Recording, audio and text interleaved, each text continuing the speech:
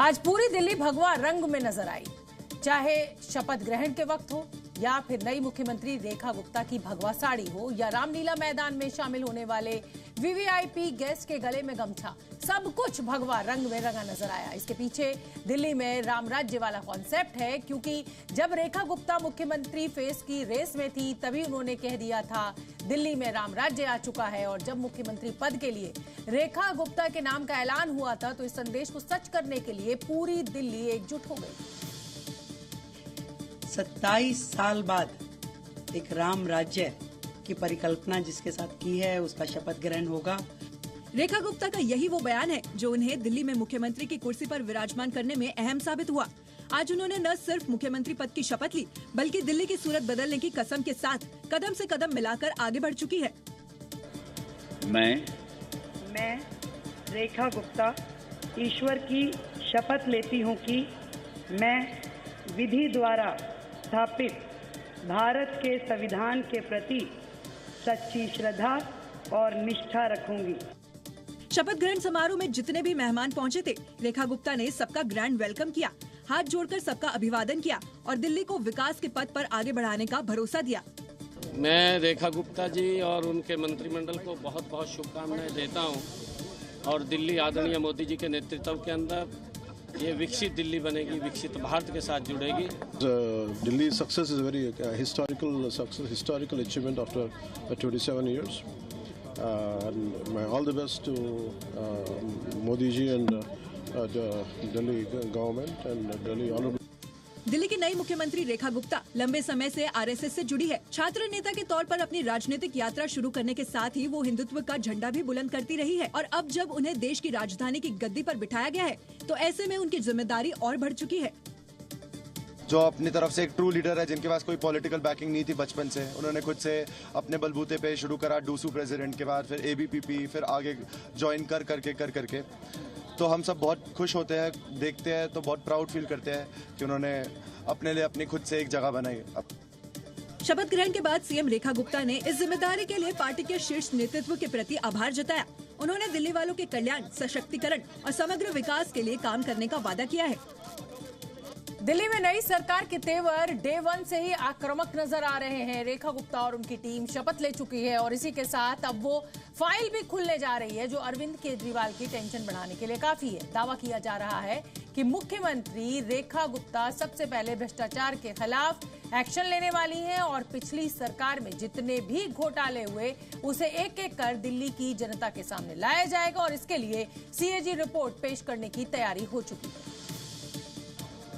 क्योंकि भ्रष्टाचार के खिलाफ सीएम रेखा गुप्ता का फोकस जीरो टॉलरेंस की नीति पर है। शपथ ग्रहण के वक्त जरूर उनके चेहरे पर मुस्कान दिखी हो, लेकिन शपथ ग्रहण के बाद वो पिछली सरकार की पोल खोलने के लिए अभी से मुकर हो चुकी हैं और इसी के साथ सीएजी रिपोर्ट पेश करने का फैसला किया गया है। रिपोर्ट में आबकारी विभाग की जांच भी शामिल है। रिपोर्ट में दिल्ली के सभी प्रमुख विभाग शामिल हैं, जिसे विधानसभा में पेश किया जाएगा। दिल्ली में पिछले 5 सालों से आम आदमी पार्टी जिस तरह से सीएजी रिपोर्ट विधानसभा में पेश नहीं करने से बच रही थी, अब उसकी मुश्किलें ज्यादा बढ़ सकती हैं। बीजेपी की नई सरकार ने सीएजी रिपोर्ट विधानसभा में पेश करने का फैसला किया है।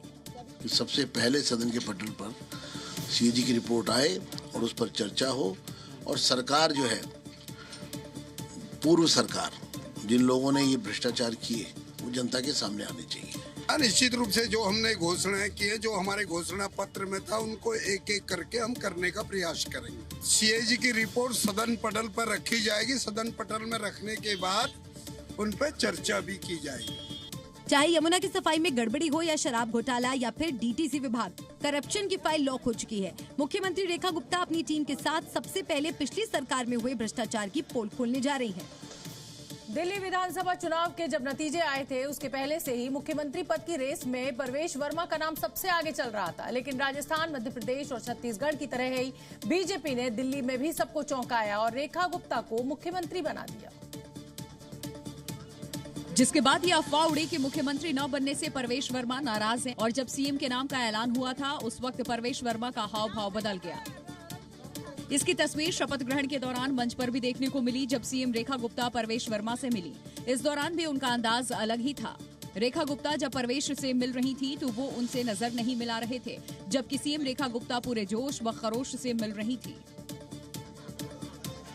बात तो यहाँ तक उड़ने लगी थी कि परवेश वर्मा पार्टी भी छोड़ सकते हैं, लेकिन शपथ ग्रहण से पहले उन्होंने अपना इरादा साफ कर दिया और उन्होंने ये कह दिया कि वो आखिरी सांस तक बीजेपी में ही रहेंगे।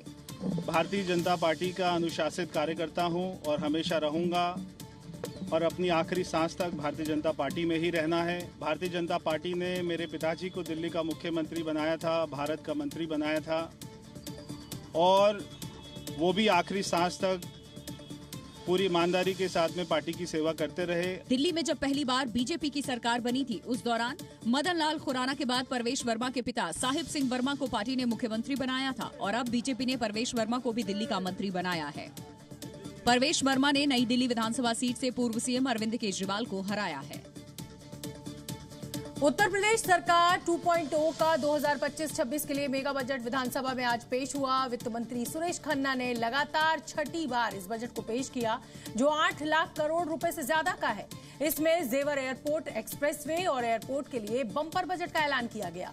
इस बजट में सबसे ज्यादा जोर एआई यानी आर्टिफिशियल इंटेलिजेंस पर रहा और इसे बढ़ावा देने के लिए सेंटर ऑफ एक्सीलेंस की स्थापना का ऐलान किया गया। और यूपी को आर्टिफिशियल इंटेलिजेंस हब के रूप में विकसित करने के लिए लखनऊ में एआई सिटी की स्थापना होगी, जिसके लिए बजट में 5 करोड़ रुपए का प्रावधान किया गया है। इस सेंटर में एआई रिसर्च, स्टार्टअप्स और डेटा एनालिटिकल से जुड़े काम होंगे। ये सेंटर न केवल तकनीकी विशेषज्ञों को नए अवसर देगा, बल्कि आईटी सेक्टर में उत्तर प्रदेश को एक प्रमुख हब के रूप में स्थापित करने में मदद करेगा। मॉडर्न टेक्नोलॉजी में लखनऊ को आर्टिफिशियल इंटेलिजेंस के एक केंद्र के रूप में, एक हब के रूप में विकसित करने के लिए भी धनराशि की व्यवस्था यहाँ पर की गई है। इसके अलावा उत्तर प्रदेश में 4 नए एक्सप्रेसवे बनाने का भी ऐलान किया गया है। साथ ही बजट में 92,000 नौकरी देने का वादा किया गया है, ताकि बेरोजगारी दर को कम किया जा सके। स्वास्थ्य के क्षेत्र में बड़ा कदम उठाते हुए यूपी के हर जिले में कैंसर डे केयर सेंटर बनाने का भी ऐलान किया गया है और साथ ही मेधावी छात्राओं को यूपी सरकार ने अपने इस बजट में स्कूटी देने का भी ऐलान किया है। स्कूटी देने के ऐलान से यूपी की बेटियां बेहद खुश हैं। अच्छा लग रहा है, अगर मिलेगा हम लोगों को तो अच्छा लगेगा। हम लोगों को स्मार्टफोन मिला है, उससे बहुत सारे फायदे हुए हैं। स्कूटी मिलेगी तो बहुत ही बढ़िया होगा, आने जाने में लोग को बहुत अच्छा रहेगा। हालांकि यूपी सरकार का ये बजट विपक्ष को रास नहीं आया है। समाजवादी पार्टी अध्यक्ष अखिलेश यादव ने तो इसे खोखला बता दिया। ये बजट नहीं, बड़ा ढोल है जिसमें आवाज तो बहुत है पर अंदर से खाली है। ये बजट खोखला है, ये बजट खोखला है। इस बजट का झोला खाली है।